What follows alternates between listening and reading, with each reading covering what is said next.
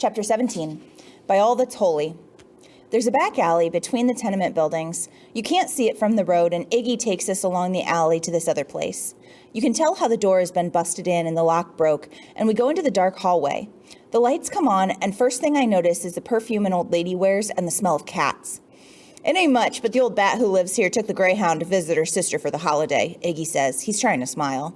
The little room is warm and close-feeling, and the furniture is real old and saggy. There's a big old TV with a doily on top and an empty goldfish bowl, and a pile of newspapers tied up neat with a string, and a Bible on this little table by the TV. Also, there's this trick picture of Jesus on the wall, where his eyes keep following you, and you go cross-eyed looking at it. Ain't much worth taking, Iggy says. My father's looking around, making sure the curtains are closed. You think I'd steal from an old woman? He says. Iggy shakes his head. I sure don't. Never you mind, my father says. This'll do in a pinch until we get started. I better get back to Loretta. You do that. My father watches the door shut behind Iggy, and he doesn't say anything. I'm just standing there in the middle of the room because I don't know what he wants me to do. Make yourself comfy, boy, he finally says. I'm going to check we have a back way out. I'm looking at the door we came in by, just looking, when all of a sudden he's there behind me, and I feel the cool air of him on the back of my neck. You wouldn't light out on me now, would you? No, sir, I wouldn't.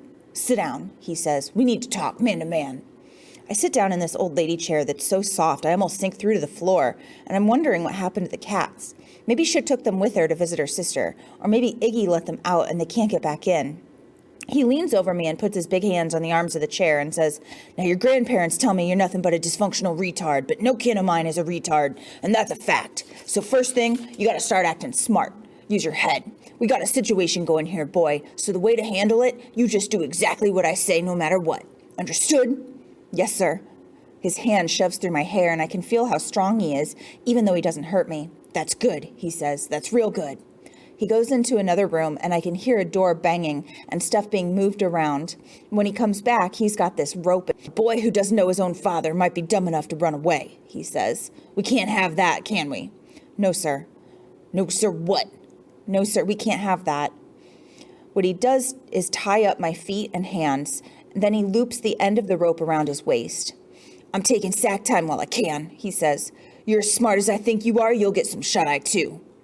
He turns out the light and lays down on the floor beside the chair with just his arm for a pillow. And for a long time, I can't tell whether he's asleep or pretending. Then I decide it doesn't matter. If I move, the rope will surely wake him.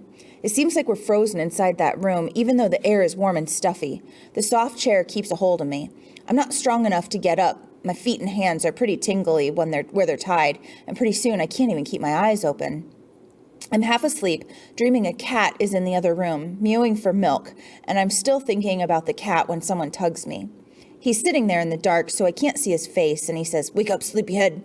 I better tell my own son a thing or two he needs to know about his own father. First thing, like I already said, I never killed anybody. I'm big like you're big, so folks assume things they shouldn't. You understand what I'm saying? Yes, sir, I do. Good. Now, the other thing is the geezers you've been living with all these years, I bet they never gave you the presents I sent you, did they? No, sir, they didn't. He shakes his head real sorrowful. That's a crime, not giving a boy presents from his father. I suppose they didn't get the letter. You didn't get the letters I sent. No? If they didn't give over the presents, they likely tore up the letters. Another crime against humanity was what that is. They hated me from first sight on account of my appearance and because I wasn't good enough for their precious daughter, as if a man should be blamed for how fearsome or cruel he looks, when in fact he's truly a loving person inside, which I am. I can hardly see a sad movie without crying, and I'm not afraid to say so. There's just enough streetlight coming through the curtains so I can make out part of his face when he turns it. You can see where there's a wet spot on his cheek, and he brushes it away. I've been locked up like an animal, he says. Every single night I cried myself to sleep, and that's a fact. Killer Kane. That's just an unkind nickname they hung on me. You know how kids can be mean in school, mean as animals? It was like that, only these weren't kids. These were adults who should know better, except they're so ignorant and hateful, they believe the worst. His voice is sort of ragged, but you can't help but listen to him. You follow the words up and down like you're reading through mountains, and you can't see either side. All you can see is the road just ahead. A great injustice was done to me, boy, he says. What those people did, they stole my life. They took years away from me. Might as well have cut out my heart with a knife, that's how.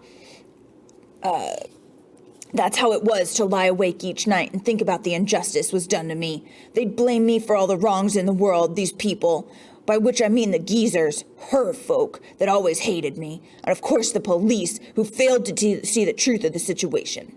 He stops to rub away another stream of tears. There's no crying in his voice. You can't hear it there, but sure enough, tears are all over his face, slick and shiny in the pale, pale light.